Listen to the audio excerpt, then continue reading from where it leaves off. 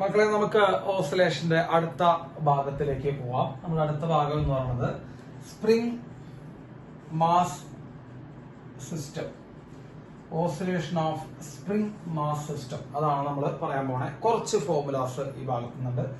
ഒരു സ്പ്രിംഗിന്റെ അറ്റത്ത് ഒരു മാസ് നമ്മൾ ഫിക്സ് ചെയ്തിട്ട് ആ മാസിനെ നമ്മൾ താഴേക്ക് ഒരു എക്സ്റ്റെൻഡ് ചെയ്ത് വലിച്ചു വിട്ട് കഴിഞ്ഞാൽ ആ മാസ് കിടന്നിട്ട് ഓസിലേറ്റ് ചെയ്യും. അതാണ് നമ്മൾ പറയാൻ പോണത്. നോക്കൂ, ഇവിടെ സ്പ്രിംഗ് ഉണ്ട്. ആ സ്പ്രിംഗ് അറ്റത്ത് എന്ത് വെച്ചിട്ടുണ്ട്? നമ്മളൊരു മാസ് വെച്ചിട്ടുണ്ട്. മാസ് എം ആണ്, സ്പ്രിംഗ് കോൺസ്റ്റന്റ് കെ ആണ്. അപ്പൊ സ്പ്രിംഗ് കോൺസ്റ്റന്റ് കെ ഉള്ള ഒരു മാസ് ഒരു സ്പ്രിംഗ്, അതിന്റെ അറ്റത്ത് എന്ത് വെച്ചിരിക്കുന്നു മക്കളെ? ഒരു മാസ് വെച്ചിരിക്കുന്നു. ഈ സ്പ്രിംഗിനെ നമ്മൾ താഴേക്ക് വലിച്ച് നീട്ടിയിട്ട് എക്സ്റ്റെൻഡ് ചെയ്തിട്ട് വിട്ട് കഴിഞ്ഞാൽ അത് കടന്നിട്ട് എന്ത് ചെയ്യും മക്കളെ? ഓസിലേറ്റ് ചെയ്യും. ആ ഓസിലേഷന്റെ ടൈം പീരീഡിന്റെ ഇക്വേഷൻ നിങ്ങൾ ശ്രദ്ധിക്കുക. Time period equal to root 2π into root m by k. So time period t equal to 2π into root m by k. അതിൽ m എന്ന് പറയുമ്പോൾ മാസ് ആണ് മക്കളെ, m എന്ന് പറയുമ്പോൾ മാസ് ആണ്, k എന്ന് പറയുമ്പോൾ എന്താണ്? സ്പ്രിംഗ് കോൺസ്റ്റന്റ് ആണ്.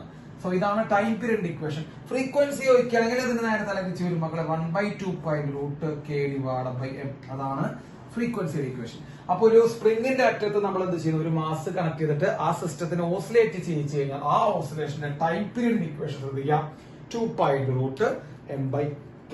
കേട്ടോ, ഈ ഇക്വേഷൻ നോട്ട് ചെയ്ത് വെക്കുക. 2π root m by k. Yes, note ചെയ്തില്ലേ? ഇനി നമുക്ക് അതുമായി ബന്ധപ്പെട്ട കുറച്ച് എക്സ്ട്രാ പോയിന്റ്സ് നമുക്ക് പറയാം. ഓക്കെ, ഇതൊക്കെയാണ് എക്സ്ട്രാ പോയിന്റ്സ്. ശ്രദ്ധിക്കുക മക്കളെ. സ്പ്രിംഗ്സ് കണക്റ്റഡ് ഇൻ സീരീസ് അങ്ങനെയുള്ള ചോദ്യങ്ങളാണ് സാധാരണ ചോദിക്കാറ്.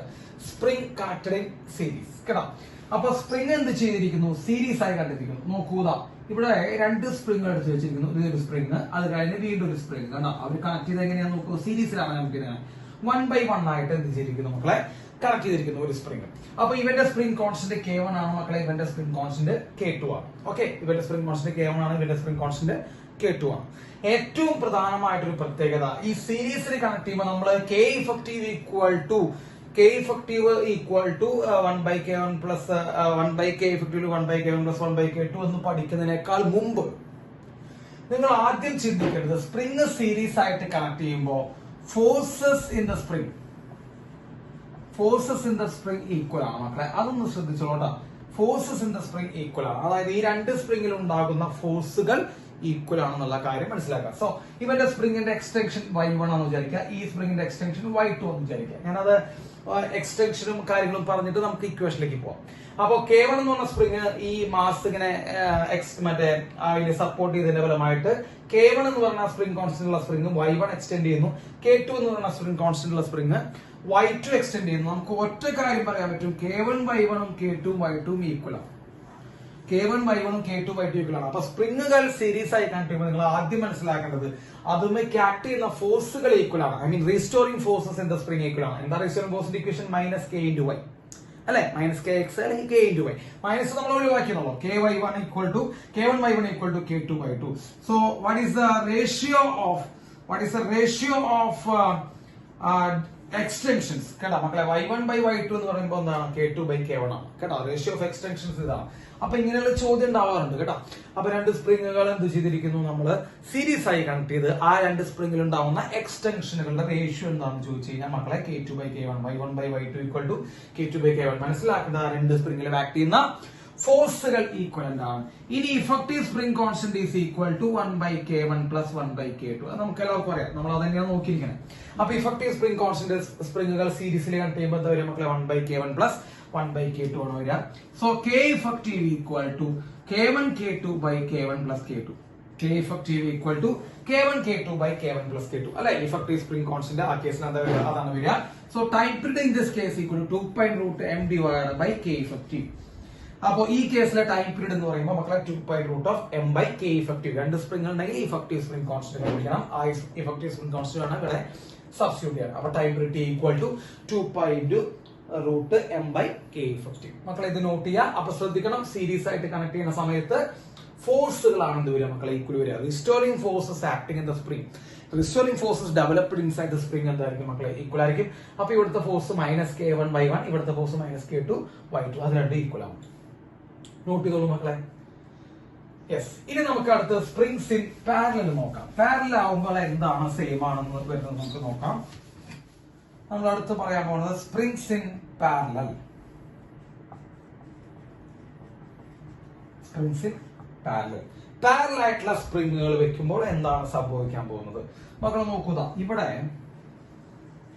ഒരു സ്പ്രിങ് വെച്ചു, ഇവിടെ ഒരു സ്പ്രിങ് വെച്ചു. ഈ സ്പ്രിങ്ങുകൾ കണക്ട് ചെയ്ത് കണ്ടാൽ തന്നെ അറിയാം അത് ഏത് കണക്ഷനിലാണ് മക്കളെ, പാരലൽ കണക്ഷനിലാണ്. ഇവന്റെ സ്പ്രിംഗ് കോൺസ്റ്റന്റ് K1 ആണ്, ഇവന്റെ സ്പ്രിംഗ് കോൺസ്റ്റന്റ് K2 ആണ്. പാരലൽ കണക്ഷനിൽ ഒരു M മാസിലേക്ക് നമ്മൾ വെച്ചിരിക്കുന്നു മക്കളെ. പാരലൽ കണക്ഷന്റെ ഏറ്റവും പ്രധാനപ്പെട്ട പ്രത്യേകത എക്സ്റ്റൻഷൻസ് സെയിം ആയിരിക്കുന്നതാണ്. കേട്ടോ, നമ്മൾ എഴുതി എക്സ്റ്റൻഷൻസ് സെയിം ആയിരിക്കും. അതായത് ഇവന്റെ എക്സ്റ്റൻഷൻ Y ആണെങ്കിൽ മക്കളെ ഇവന്റെ എക്സ്റ്റൻഷൻ എന്തായിരിക്കും, Y ആയിരിക്കും. അതായത് രണ്ട് സ്പ്രിങ്ങുകളുടെയും എക്സ്റ്റൻഷൻ വൈസ് നമ്മൾ നോക്കുമ്പോൾ ആ രണ്ട് സ്പ്രിങ്ങുകളുടെയും എക്സ്റ്റൻഷൻസ് സെയിം ആയിരിക്കും. അപ്പൊ ഫോഴ്സ് സെയിം ആയിരിക്കില്ല മക്കളെ. ഫസ്റ്റ് സ്പ്രിംഗിൽ ആക്ട് ചെയ്യുന്ന ഫോഴ്സ് -K1Y ആണ്, സെക്കൻഡ് സ്പ്രിംഗിൽ ആക്ട് ചെയ്യുന്ന റെസിസ്റ്ററിംഗ് ഫോഴ്സ് -K2Y ആണ്. കേട്ടോ, K1 K2 എന്തുണ്ട് മക്കളെ, ഡിഫറൻസ് ഉള്ള കാരണം കൊണ്ട് ഫോഴ്സ് സെയിം ആയിരിക്കില്ല, ബട്ട് എക്സ്റ്റൻഷൻസ് ആർ സെയിം. അപ്പോ പാരലൽ കണക്ഷന്റെ പ്രത്യേകത എക്സ്റ്റൻഷൻസ് ഇൻ ദ സ്പ്രിംഗ് എന്താണ് മക്കളെ, സെയിം ആണ്.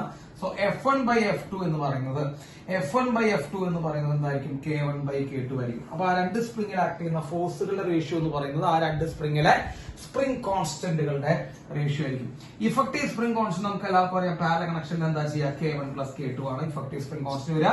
ടൈം പീരീഡ് ഓഫ് ഓസിലേഷൻ എന്ന് പറയുമ്പോൾ മക്കളെ എന്ത് വരും, 2π × √M/K ഇഫക്റ്റീവ് എന്ന് വരും. So time period of spring constant 2π × √M/K effective. അപ്പൊ ഇത് നോട്ട് ചെയ്ത് വെക്കുക. സ്പ്രിങ്ങുകൾ എന്തായിട്ട് കണ്ടിരിക്കുന്ന മക്കളെ, പാരലൽ ആയിട്ട് നമ്മൾ കണക്ട് ചെയ്തിരിക്കുന്നു. കേട്ടോ, പാരലൽ ആയിട്ട് കണക്ട് ചെയ്യുമ്പോൾ effective spring constant K1 + K2. കേട്ടോ, അതുകൂടെ സബ്സ്റ്റിറ്റ്യൂട്ട് ചെയ്യണം. Time period = 2π × √M/K1 + K2. Okay, right, note ചെയ്തോളൂ. യെസ്, ഇനി നോക്കൂതാ, ഇങ്ങനെ കണ്ടു കഴിഞ്ഞാൽ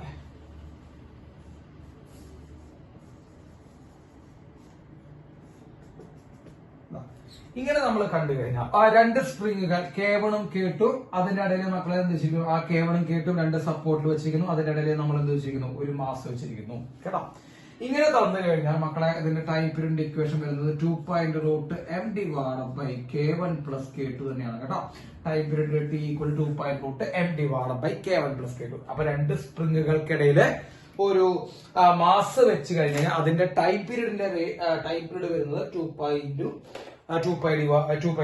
M/K1 + K2 തന്നെയാണ്. കേട്ടോ, ഇനി മക്കളെ ഒരു കാര്യം നിങ്ങൾ ശ്രദ്ധിക്കേണ്ടത്, ഇങ്ങനെ ഒരു സ്പ്രിംഗ് തന്നിട്ട്, കേട്ടോ, ഇങ്ങനെയുള്ള ക്വസ്റ്റ്യൻസ് ഒക്കെ ചോദിക്കും. ഇങ്ങനെ ഒരു സ്പ്രിംഗ് തന്നിട്ട് ഇവിടെ M1 എന്ന് പറഞ്ഞ മാസ് വെച്ചിരിക്കുന്നു, ഇവിടെ M2 എന്ന് പറഞ്ഞ മാസ് വെച്ചിരിക്കുന്നു. സോ രണ്ട് മാസുകൾ ഒരു സ്പ്രിംഗ് കണ്ടിരിക്കുന്നു, ആ സ്പ്രിംഗ് ആണ് K. അപ്പൊ K എന്ന് പറയുന്ന സ്പ്രിംഗ് കോൺസ്റ്റന്റ് ഉള്ള സ്പ്രിംഗിന് രണ്ട് എൻഡിലേക്കും മാസുകൾ കണക്ട് ചെയ്തെന്ന് വിചാരിക്കാം. അപ്പോൾ അതിന്റെ ടൈം പീരീഡ് T എന്ന് പറയുമ്പോൾ മക്കളെ 2π √μ/K എന്ന് എഴുതാം. നമുക്ക് തൽക്കാലം ടൈം പീരീഡ് T = 2π √μ/K. അതിൽ മ്യൂ എന്ന് പറയുന്നത് മക്കളെ റെഡ്യൂസ്ഡ് മാസ് ആണ്. കേട്ടോ, രണ്ട് മാസുകൾ ഒരുമിച്ച് എന്ത് ചെയ്യുന്നുണ്ട്, മൂവ് ചെയ്യുന്ന കാരണം you have to take reduced mass here. ഇവിടെ നമ്മൾ എന്ത് ചെയ്യണം മക്കളെ, റെഡ്യൂസ്ഡ് മാസ് കോൺസെപ്റ്റ് ആണ് യൂസ് ചെയ്യുക. അപ്പൊ മ്യൂ എന്ന് പറയുന്നത് മക്കളെ റെഡ്യൂസ്ഡ് മാസ് ആണ്. റെഡ്യൂസ്ഡ് മാസ് എന്ന് പറയുമ്പോൾ M1 × M2 / M1 + M2. So mu equal to നമ്മൾ എഴുതിയിട്ടാ, mu equal to M1 × M2 / M1 + M2. അപ്പൊ ആദ്യം M1 × M2 / M1 + M2 കണ്ടുപിടിച്ച് അല്ലെങ്കിൽ ചെയ്ത് മ്യൂ കണ്ടുപിടിച്ച് ആ മ്യൂ ആണ് അവിടെ എന്ത് ചെയ്യാൻ മക്കളെ സബ്സ്റ്റിറ്റ്യൂട്ട് ചെയ്യാം. അപ്പൊ ഇങ്ങനെ പ്രോബ്ലം വന്നാലും ഇങ്ങനെ പ്രോബ്ലം വന്നാലും നിങ്ങൾക്ക് ചെയ്യാനുള്ള ഇക്വേഷൻസ് ഞാൻ പറഞ്ഞു തന്നു കഴിഞ്ഞു. ഇത് റെഡ്യൂസ്ഡ് മാസ് കോൺസെപ്റ്റ്, രണ്ട് മാസുകൾ അറ്റ് എ ടൈം മൂവ് ചെയ്യുന്നുണ്ട്, അതാണ് റെഡ്യൂസ്ഡ് മാസ് കോൺസെപ്റ്റ്. ഇവിടെ രണ്ട് സ്പ്രിങ്ങുകളും നമ്മൾ K1 + K2 spring constant add ചെയ്ത് വേണം ചെയ്യാൻ. കേട്ടോ, മക്കളെ ഇത് നോട്ട് ചെയ്യുക, ഈ രണ്ട് കേസുകളും. യെസ്, ഇനി നമുക്ക് അടുത്തതായിട്ട് നമുക്ക് ഒരു കേസ് വരുന്നത് ഇതാ. ഇപ്പോ ഇഫ് സ്പ്രിങ്ങിന്റെ മാസ് നമ്മൾ ഇതുവരെ നമ്മൾ സ്പ്രിങ്ങിന്റെ മാസ് പറഞ്ഞിട്ടുണ്ടായിരുന്നില്ല. If spring has mass ms, സ്പ്രിങ്ങിന് ഒരു മാസ് ഉണ്ടെന്ന് വിചാരിക്കുക, അത് ms ആണെന്ന് വിചാരിക്കുക. മക്കളെ സ്പ്രിങ്ങിന്റെ മാസ് ms ആണ് എന്ന് നിങ്ങൾ വിചാരിക്കുക. ഓക്കെ, അപ്പൊ സ്പ്രിങ്ങിന്റെ മാസ് ms ആണെങ്കിൽ നമ്മുടെ ടൈം പീരീഡ്, അപ്പൊ നമ്മൾ നോക്കുക, ഒരു സ്പ്രിംഗ് കണ്ടിരിക്കുന്നു, ആ സ്പ്രിങ്ങിന് മാസ് ഉണ്ട് മക്കളെ, ms ഉണ്ട്, അതിന്റെ സ്പ്രിംഗ് കോൺസ്റ്റന്റ് K ആണ്. പിന്നെ ഒരു മാസം കൂടി വന്നത് നമ്മുടെ, അപ്പൊ ബ്ലോക്കിന്റെ മാസ് M, സ്പ്രിങ്ങിന് ഇവിടെ ഈ കേസിൽ മാസ് ഉണ്ട്, അത് ms, സ്പ്രിംഗ് കോൺസ്റ്റന്റ് K ആണെങ്കിൽ മക്കളെ time period T = 2π × M + ms/3/K. സ്പ്രിങ്ങിന്റെ മാസിന്റെ 1/3 എടുക്കാൻ പാടുള്ളൂ മക്കളെ, ശ്രദ്ധിക്കണം. സ്പ്രിങ്ങിന്റെ മാസിന്റെ 1/3 നമ്മൾ എടുക്കാൻ പാടുള്ളൂ. So effective mass of the spring എന്ന് പറയുമ്പോൾ സ്പ്രിങ്ങിന്റെ ടോട്ടൽ മാസിന്റെ 1/3 ആണ്. സോ 2.√m ഇത് ബ്ലോക്കിന്റെ മാസ് പ്ലസ് സ്പ്രിങ്ങിന്റെ മാസിന്റെ 1/3 ബൈ കെ എടുത്തിട്ട് വേണം നമ്മൾ എന്ത് ചെയ്യാൻ, ആ പ്രോബ്ലം ചെയ്യാം. ഓക്കെ, അപ്പൊ നമ്മൾ ആ സ്പ്രിങ്ങിന്റെ ആ ഒരു കേസ് നമ്മൾ പറഞ്ഞു കഴിഞ്ഞു. അപ്പൊ അത് നോട്ട് ചെയ്യുക. സ്പ്രിങ്ങിന്റെ മാസ് ഉണ്ടെങ്കിൽ അതിന്റെ 1/3 നമ്മൾ എന്ത് ചെയ്യാൻ പാടുള്ളൂ, എടുക്കാൻ പാടുള്ളൂ. ഇനി നമ്മൾ നോക്കാം ഈ സ്പ്രിങ്ങിനെ ഈ മാസ് നമ്മൾ വെച്ചിട്ട് ഈ മാസിനെ ഫുൾ ആക്കിയിട്ട് നമ്മൾ എന്ത് ചെയ്യാണ്, ഒരു ലിക്വിഡ് മീഡിയത്തിന്റെ ഉള്ളിൽ മറ്റൊരു ഫ്ലൂയിഡിന്റെ ഉള്ളിൽ നമ്മൾ എന്ത് ചെയ്ത് വെച്ചു, ഈ ബ്ലോക്കിനെ ഇമേഴ്സ് ചെയ്ത് വെച്ചു എന്ന് വിചാരിക്കാം. അപ്പൊ അതിന്റെ ടൈം പീരീഡ് എന്ത് വരുന്നു വെച്ച് കഴിഞ്ഞാൽ മക്കളെ, ടൈം പീരീഡിനൊന്നും യാതൊരു വിധ മാറ്റം ഉണ്ടാവില്ല കേട്ടോ. അപ്പൊ block is fully immersed in the fluid. What is the time period എന്ന് വെച്ച് കഴിഞ്ഞാൽ 2.√m/k തന്നെയാണ് കേട്ടോ. നിങ്ങളൊരു കാര്യം ശ്രദ്ധിച്ച്, എം എന്ന് പറഞ്ഞ മാസ് കെ എന്ന് പറയുന്ന സ്പ്രിംഗ് കോൺസ്റ്റന്റ് മറ്റൊരു ഫാക്ടറിനെയും ഡിപ്പെൻഡ് ചെയ്യുന്നില്ല, എക്സ്പെഷ്യലി ഇൻഡിപെൻഡന്റ് ഓൺ ജി. അപ്പൊ സ്പ്രിങ്ങിന്റെ ടൈം പീരീഡ്, സ്പ്രിംഗ് മാസ് സിസ്റ്റത്തിന്റെ ടൈം പീരീഡ് ജീനെ ഡിപ്പെൻഡ് ചെയ്യുന്നേ ഇല്ല.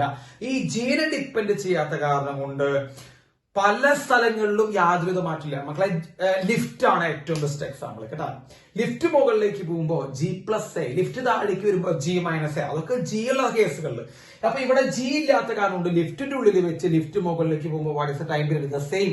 ലിഫ്റ്റ് താഴേക്ക് വരുമ്പോൾ what is the time period of the spring mass system, same. Lift പൊട്ടി വീഴുമ്പോൾ സ്പ്രിംഗ് മാസ് സിസ്റ്റത്തിന്റെ ടൈം പീരീഡ് എന്താ, സെയിം. സാറ്റലൈറ്റിന്റെ ഉള്ളിൽ സെയിം, സ്പേസിൽ സെയിം കേട്ടോ, ലിക്വിഡിന്റെ ഉള്ളിൽ സെയിം. എന്തിന്റെ ഉള്ളിലും എന്താണ് മക്കളെ, സ്പ്രിംഗ് മാസ് സിസ്റ്റത്തിന്റെ ടൈം പീരീഡ് എന്താണ് മക്കളെ, സെയിം ആണ്. ബിക്കോസ് അത് ഈസ് ഇൻഡിപെൻഡന്റ് ഓൺ ജി കേട്ടോ. അപ്പൊ ആ കാര്യം എന്ത് ചെയ്ത് വെക്കുക, നമ്മൾ നോട്ട് ചെയ്ത് വെക്കുക. Spring mass system, spring mass സിസ്റ്റത്തിന്റെ ടൈം പീരീഡ് മറ്റു കാര്യങ്ങളൊന്നും ഡിപ്പെൻഡ് ചെയ്യുന്നില്ല.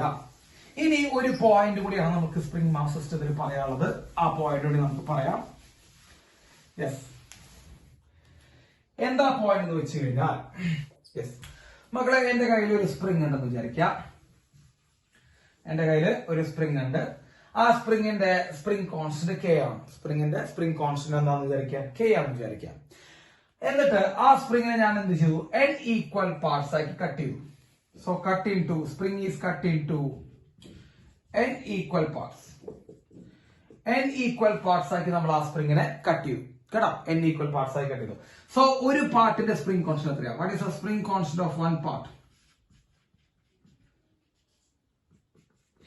ഒരു പാർട്ടിന്റെ സ്പ്രിംഗ് കോൺസ്റ്റന്റ് എത്രയാണെന്ന് വെച്ച് കഴിഞ്ഞാൽ മക്കളെ, അത് NK ആണ് കേട്ടോ. ശ്രദ്ധിച്ചോളൂ, NK ആണ്. അപ്പോ സ്പ്രിംഗിനെ നമ്മൾ കട്ട് ചെയ്ത് കഴിഞ്ഞ് അതിന്റെ ഒരു പാർട്ടിന്റെ സ്പ്രിംഗ് കോൺസ്റ്റന്റ് എന്ന് പറയുമ്പോൾ എത്ര ഭാഗമായിട്ടാണോ കട്ട് ചെയ്യുന്നത് അതുകൊണ്ട് ഇൻഡു K ചെയ്യണം. ഇപ്പൊ ഒരു സ്പ്രിംഗിനെ നമ്മൾ 2 ഈക്വൽ പാർട്സ് ആക്കി കട്ട് ചെയ്ത് ഒരു ഭാഗം 2K യും മറ്റേ ഭാഗം 2K യും. ഒരു സ്പ്രിംഗിനെ നമ്മൾ 3 ഈക്വൽ പാർട്സ് ആക്കി കട്ട് ചെയ്ത് കഴിഞ്ഞാൽ ഓരോ ഭാഗവും 3K വെച്ച് വരും. ക്ലിയർ ആയോ?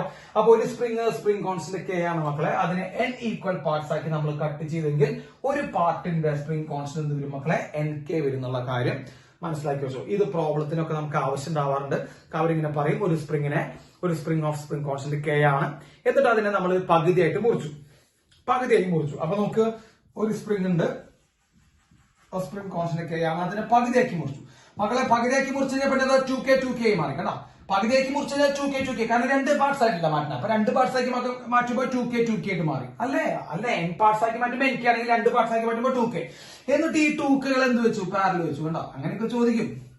എന്നിട്ട് ആ 2 കഷ്ണങ്ങളെ പാരലൽ വെച്ച് കഴിഞ്ഞാൽ what is the effective spring constant മക്കളെ, പാരലൽ ആകുമ്പോൾ എന്താ ചെയ്യുക, K1 + K2, 2K + 2K 4K വരും. അങ്ങനെയുള്ള ക്വസ്റ്റ്യൻസ് ഒക്കെ നിങ്ങൾ ഒന്ന് പ്രതീക്ഷിക്കാം കേട്ടോ. അപ്പൊ സ്പ്രിങ്ങിനെ പാർട്സ് ആക്കിയിട്ട് കട്ട് ചെയ്യുമ്പോൾ എന്ത് സംഭവിക്കും മക്കളെ, സ്പ്രിങ്ങിനെ പാർട്സ് ആക്കി കട്ട് ചെയ്യുമ്പോൾ 3 ടൈംസ് എന്ത് ചെയ്യുന്നുണ്ട്, സ്പ്രിംഗ് കോൺസ്റ്റന്റ് മാറും ആ ചെറിയ കഷ്ടത്തിന്റെ കേട്ടോ. അത് നോട്ട് ചെയ്ത് വെച്ചോളൂ. അപ്പൊ 2 കഷ്ണമാക്കി മാറ്റുമ്പോൾ 2K മാറും, 3 കഷ്ണമാക്കി മാറ്റുമ്പോൾ അത് 3K ആയിട്ട് മാറും. അങ്ങനെയുള്ള ചോദ്യങ്ങൾ ഉണ്ടാവാറുണ്ട്, നിങ്ങൾ പ്രീവിയസ് ഇയറിൽ കണ്ടുണ്ടാവും. അത് ചെയ്ത് നോക്കുക, നിങ്ങൾ തന്നെ ചെയ്ത് നോക്കുക. യെസ്, അപ്പൊ ഇത് നോട്ട് ചെയ്യാം.